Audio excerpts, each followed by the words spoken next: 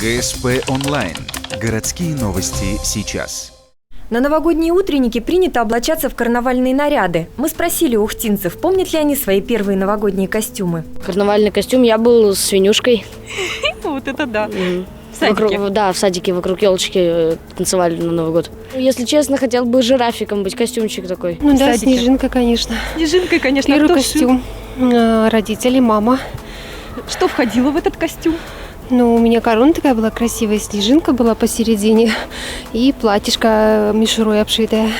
Я зайчиком. Зайчиком? Да, как обычно, конечно, зайчиком. Все мальчики были зайчиками? Или у кого-то был какой-то костюм, кому мы прям завидовали? Нет, в наше время все зайчики были, у нас других костюмов не было. Я была царевна-лебедь.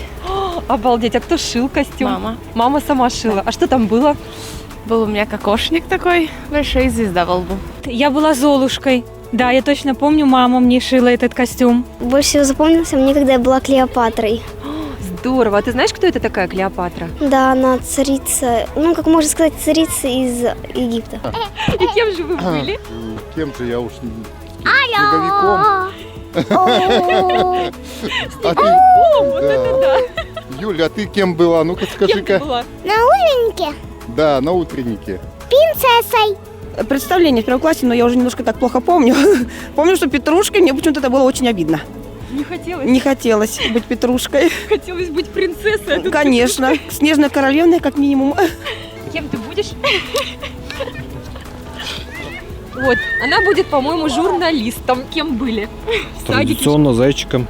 Традиционно зайчиком? Да. А кем хотелось быть? Мечталось, может Потом быть? мушкетером был, мечты сбылись. Помню, была снежинкой. А в школе была весною, потом была белой ночью. Мама сама шила, она у меня вообще очень большая рукодельница. В детском садике была. Зайчиком, по-моему, там под елочкой мы бегали.